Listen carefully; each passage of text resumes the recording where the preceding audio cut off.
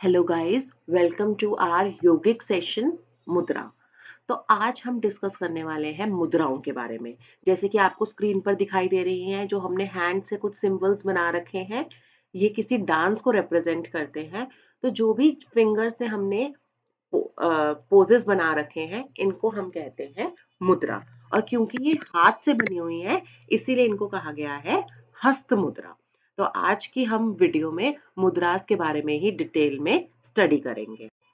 तो सबसे पहले मुद्राओं को पढ़ने से पहले मैं आपको ये बताना चाहती हूँ कि जो हमारे फिंगर्स हैं, पूरे हैंड की फिंगर्स हैं, starting from the thumb till the little finger, ये कोई ना कोई कंपोनेंट को हमारी बॉडी में रिप्रेजेंट करती है। जैसे थंब क्या रिप्रेजेंट करता है? फायर, अग्नि।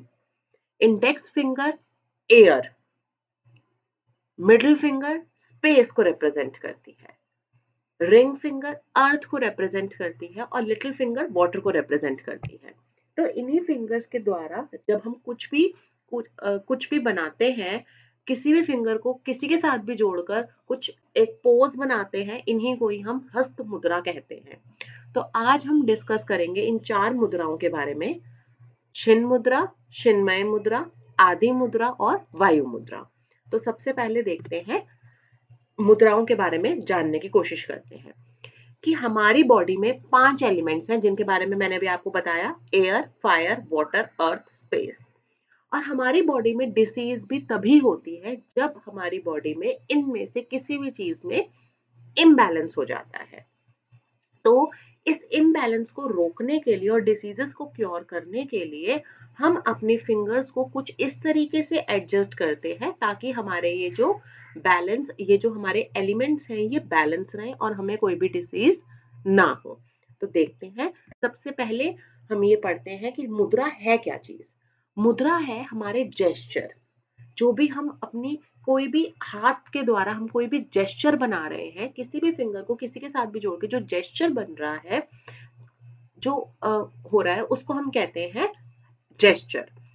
जेस्चर हम कोई भी आसन करते टाइम, प्राणायाम करते टाइम, मेडिटेशन करते टाइम जो भी हम जेस्चर को बना रहे हैं, जो भी हम क्रिया कर रहे हैं, उससे कभी कभार क्या होता है कि जो हमारी एनर्जी है वो बॉडी से बाहर जा रही होती है, एनर्जी लग रही होती है।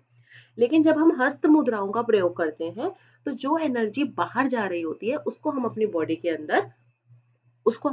अंदर दोबारा डायरेक्ट कर सकते हैं, ताकि वो हमारी बॉडी से बाहर ना जाए, हमारी बॉडी के अंदर ही रहे। और ये जो मुद्राएं होती हैं, ये हमारी लाइफ फोर्स को कंट्रोल करती हैं। पोस्चर कैसा है आपका मुद्रा करते टाइम, ये बहुत जरूरी है। सबसे पहले आप नीचे फ्लोर पे बैठेंगे, मैट बिछाकर, कोई भी एक दरी या मैट का प्रयोग करके आप नीचे बैठेंगे और बहुत ही कंफर्टेबल पोजीशन में, कंफर्टेबल कोई भी आपको कंफर्टेबल पोजीशन है जो जिसमें आप ज्यादा देर तक बैठ सकते हो विदाउट एनी प्रॉब्लम, वो चाहे आपका सुखासन है, पद्मासन है, अर्ध पद्मासन है, वज्रासन है या कोई भी आसन है, आप उसमें आराम से बैठ सकते हैं ज्यादा देर तक के लिए। वही आसन को आप चूज करेंगे और आपकी बैक और नेक बिल्कुल एक सीध में होनी चाहिए। जो लोग फ्लोर पे नहीं बैठ सकते, वो चेयर का इस्तेमाल भी कर सकते हैं। और अब जब आप ये मुद्रा बनाएंगे तो अपनी ब्रीदिंग पैटर्न पे ध्यान रखेंगे। सबसे पहले हम डिस्कस कर रहे हैं चिन्ह मुद्रा। चिन्ह मुद्रा करते टाइम आप नीचे बैठे हैं और आपके जो हैंड्स हैं वो बिल्कुल स्ट्रेट हैं और आपकी इंडेक्स फिंगर और थंब की टिप दोनों कांटेक्ट में है। बहुत सॉफ्टली पकड़ना है, बहुत प्रेस नहीं करना जिसकी वजह से आपको पेन हो या आप ज्यादा देर तक वो काम ना कर पाए, ऐसा नहीं करना। और बाकी की फिंगर्स आपकी लूज छोड़नी है और बिल्कुल स्ट्रेट आपने बैठना है। चिन जो वर्ड है वो डिस्क्राइब हुआ है हिंदी संस्कृत के वर्ड से चित्त, जिसका मतलब है हमारी कॉन्शियसनेस। हम इस मुद्रा को जेस्चर ऑफ कॉन्शियसनेस भी कहा गया है। This practice leads to connecting individuals consciousness with universal consciousness. इस प्रैक्टिस से हम अपनी कॉन्शियसनेस को भगवान की कॉन्शियसनेस से जोड़ते हैं, यूनिवर्स की कॉन्शियसनेस से जोड़ते हैं। ये आपका पोजीशन बिल्कुल स्ट्रेट होनी चाहिए, आपके हैंड्स बिल्कुल भी एल्बोज बेंड नहीं होनी चाहिए, सॉफ्टली इंडेक्स फिंगर और थंब टच होंगे और बाकी सॉफ्टली एक्सटेंडेड होंगे, बहुत ज्यादा प्रेशर नहीं लगाएंगे, बिकॉज अगर आप ज्यादा प्रेशर लगाएंगे तो बहुत ज्यादा देर के लिए आप इस आसन में नहीं बैठ पाएंगे। इंडेक्स फिंगर हमारी इंडिविजुअल कॉन्शियसनेस को रिप्रेजेंट करती है और हमारा जो थंब है वो यूनिवर्सल कॉन्शियसनेस को, सुप्रीम कॉन्शियसनेस को रिप्रेजेंट करता है। और जब हम इन दोनों को मिला देते हैं तो ये दोनों आपस में कनेक्ट होने में हेल्प करती हैं एक दूसरे से, जो ही हमारा मकसद है योगा करने का। हमारा रिप्रोडक्टिव सिस्टम, डाइजेस्टिव सिस्टम बहुत हेल्दी रहता है, हमारी अवेयरनेस बढ़ती है, मेमोरी पावर और शार्पन होता है, हमारी कंसंट्रेशन की पावर बढ़ती है। जो भी स्टूडेंट्स हैं, जो भी ध्यान नहीं दे पाते हैं पढ़ाई में, उनका ध्यान भटकता है, तो अगर वो इन मुद्राओं का प्रैक्टिस करेंगे तो उनकी कंसंट्रेशन पावर भी इंक्रीज होगी। जिन लोगों को स्लीप डिसऑर्डर्स हैं, नींद नहीं आती है प्रॉपरली, वो भी इस मुद्रा का अभ्यास कर सकते हैं। जिनको गुस्सा आता है, डिप्रेशन में रहते हैं, स्ट्रेस है, एंजाइटी है, वो सब लोग इस मुद्रा का प्रैक्टिस कर सकते हैं। इसकी प्रैक्टिस कोई भी कर सकता है, मेन हो, विमेन हो, सीनियर सिटीजन हो या स्पोर्ट्स पर्सन हो, कोई भी इसकी प्रैक्टिस कर सकता है। और इनफैक्ट अगर प्रेग्नेंट वुमेन इसकी प्रैक्टिस करती हैं तो उनका जो फीटस है वो भी एकदम, उसकी भी बहुत अच्छी डेवलपमेंट होती है। तो हस्त मुद्रा की practice most of the cases में सभी लोग कर सकते हैं। नेक्स्ट हम पढ़ेंगे शिन्मय मुद्रा के बारे में। इसमें भी आपका सेम पोजीशन रहेगा, आपको फ्लोर पर ही मैट बिछाकर बैठना है, आपकी बॉडी बिल्कुल स्ट्रेट रहेगी, किसी भी कंफर्टेबल मेडिटेटिव पोज में आप बैठ सकते हैं। इसमें जो फिंगर की पोजीशनिंग रहेगी, अगेन द इंडेक्स फिंगर और थंब की टिप एक दूसरे को टच करेंगे, लेकिन बाकी सारी फिंगर्स अब खुली नहीं होंगी, ये कर्ल हो जाएंगी, तीनों फिंगर्स जो है वो कर्ल डाउन हो जाएंगी। ये मुद्रा कहा जाता है, it is referred as gesture of awareness. ये मुद्रा हमें अवेयर करती है, अवेयरनेस को रिप्रेजेंट करती है। और ये बहुत ही पावरफुल मुद्रा है जो कि हमारी फिजिकल और मेंटल हेल्थ को और भी मजबूत करती है, पावरफुल बनाती है। इस मुद्रा की प्रैक्टिस करने से हमारी बॉडी के अंदर अवेयरनेस आती है और हमारा बॉडी और माइंड भी एकदम हेल्दी रहता है। इस मुद्रा का प्रैक्टिस आप कैसे कर सकते हैं? अपने फिंगर्स को, थ्री फिंगर्स को कर्ल करके और इंडेक्स फिंगर और थंब को टच करके सॉफ्टली, और आपके जो हैंड्स हैं वो फेस करेंगे अपवर्ड्स। हमारा डाइजेशन कंट्रोल में रहता है। किसी को भी अगर कॉन्स्टिपेशन की प्रॉब्लम है या इनडाइजेशन की प्रॉब्लम है और अगर वो ये मुद्रा की प्रैक्टिस करते हैं तो वो हमारा डाइजेस्टिव सिस्टम बिल्कुल कंट्रोल में आ जाता है और हमारा स्ट्रेस एंजाइटी लेवल भी कंट्रोल रहता है, जिससे कि हमारी पूरी बॉडी की ओवरऑल इंप्रूवमेंट होती है। और किसी को अगर ब्लड प्रेशर की प्रॉब्लम है तो भी अगर वो इस मुद्रा की प्रैक्टिस करते हैं तो उनका ब्लड प्रेशर भी कंट्रोल में आ जाता है।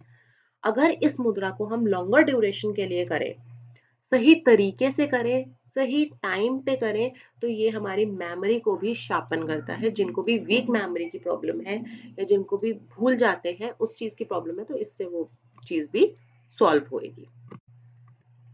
नेक्स्ट कमिंग टू आदि मुद्रा। आदि मुद्रा में अब हम एक फिस्ट बनाएंगे जिसमें हमारा थंब इनसाइड होगा और बाकी फोर फिंगर्स उनको थंब को लॉक करेंगी। ये है आदि मुद्रा की पोजिशनिंग। इसको एनर्जी सील भी कहा जाता है। जो भी एनर्जी हमारी वेस्ट हो रही है उसको हम फिस्ट बना के उसको सील कर देते हैं।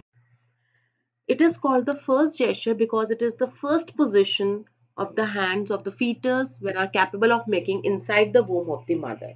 जब भी एक फीटस जो है वो ग्रो हो रहा होता है मदर की वूम के अंदर, तो उसकी, उस बेबी की भी पोजीशनिंग ऐसे ही होती है। फिस्ट बनाते टाइम जो थंब है वो अंदर होता है और बाकी सारी फिंगर्स उसको बाहर से लॉक कर रही होती है। इस तरीके से फीटस भी फिस्ट बनाता है, तो इसको फर्स्ट जेस्चर भी कहा जाता है आदि मुद्रा को। This practice is used to calm and quiet the mind and nervous system. आपके नर्वस सिस्टम को, माइंड को काम, शांत, क्वाइट करने के लिए भी ये मुद्रा का प्रैक्टिस होती है। इसमें हमारी ब्रीदिंग पैटर्न पे फोकस रहता है। आप अपने हैंड्स जो हैं वो थाइज या नी पे रख सकते हैं with palms facing down. Press your thumb on the side inside of the palm. The fingers are closed around the thumb so as to make a gentle fist. इसमें हमारी फिस्ट बनेगी और फिस्ट बनेगी थंब को अंदर रख के और बाकी सारी फिंगर्स उसको लॉक करेंगी। ये हमारे लंग्स की कैपेसिटी को बढ़ाता है और उनको स्ट्रेंथ प्रोवाइड करता है। ये हमारी बॉडी में ऑक्सीजन का फ्लो को रेगुलेट करता है, हमें अवेयरनेस देता है बहुत ज़्यादा, और हमें कोशिश करता है कि हम अपने इनर सेल्फ से कनेक्ट हो पाए। और जिनको बहुत ज़्यादा स्नोरिंग की प्रॉब्लम रहती है, खराटों की प्रॉब्लम रहती है, उसको भी रिड्यूस करने में हेल्प करता है। जिन लोगों को भी हाइपर टेंशन है या अस्थमा की प्रॉब्लम है, वो इस मुद्रा का प्रैक्टिस करना अवॉइड करेंगे या फिर किसी फिजिशियन से कंसल्ट करके ही इसकी प्रैक्टिस करेंगे। नेक्स्ट कम्स दी वायु मुद्रा।